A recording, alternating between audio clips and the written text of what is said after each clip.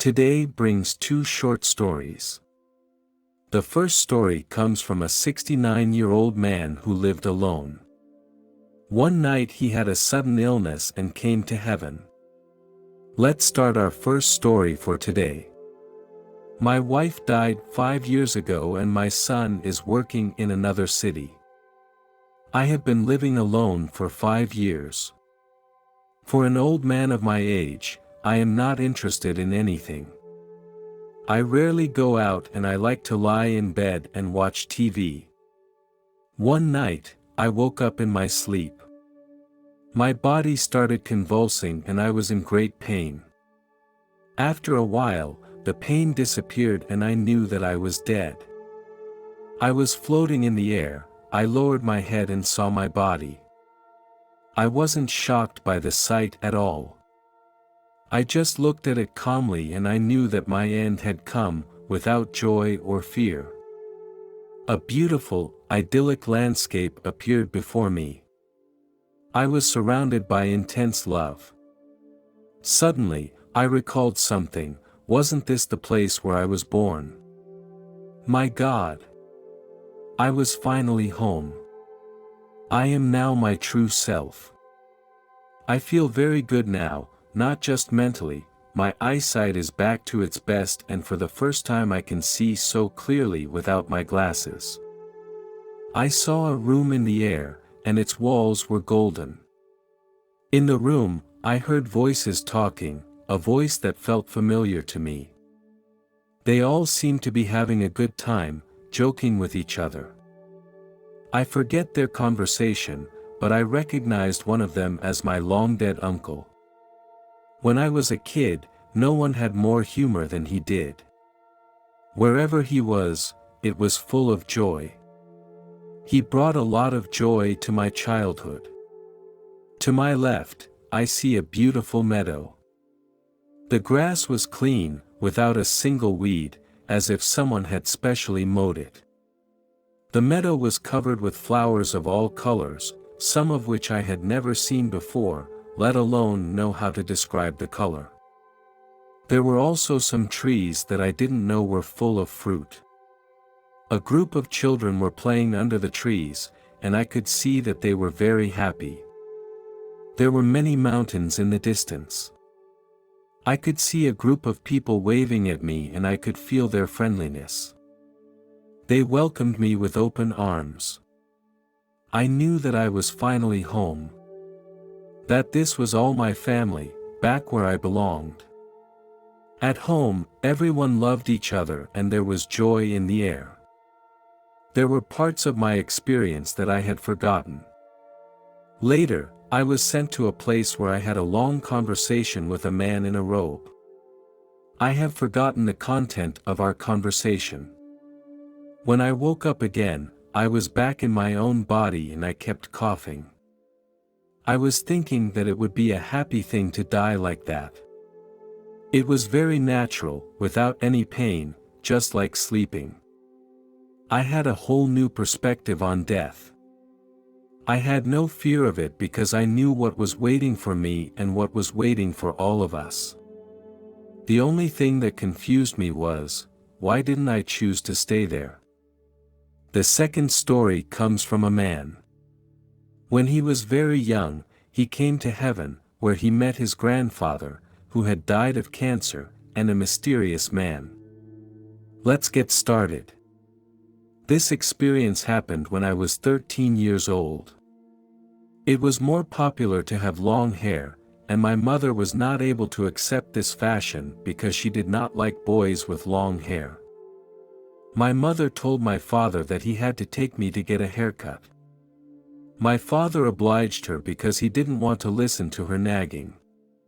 My father was also a strict father. The next day, my father took me to a barbershop in town. My dad was busy talking to some of his friends. I was the first person to sit in the chair for a haircut. While I saw my dad busy chatting with his friends, I told the barber not to cut my hair short and put some styling stuff on it so it would look different. Half an hour later, we were back at home. My sister still kept making fun of me, but I told her that I didn't cut it short, I just put some gel on it. She ran to tell my mom, and when she came over to take a closer look at my hair, she started nagging at my dad again. Dad got so mad he put me in the storage room. My sister came into the storage room and started picking on me again. In the storage room there was a Christmas tree with a lot of light bulbs on top of the tree. My sister kept laughing at me, and I unscrewed a light bulb and threw it in her direction. I was very depressed that night. I put my finger in the base of the bulb. Suddenly, an electric current passed through my body and I passed out. After a while, I heard my sister screaming. I approached her and tried to talk to her and tell her that everything was fine. She couldn't seem to hear me. I put my hands on her shoulders, but she didn't seem to feel my presence. I looked down and saw my body on the floor. I couldn't understand what was happening. Then I was pulled into a dark tunnel faster than anything I knew. Then I saw a bright light. It was brighter than the sun, you could look right at it and it wouldn't hurt your eyes. I walked through this light and found myself in a room.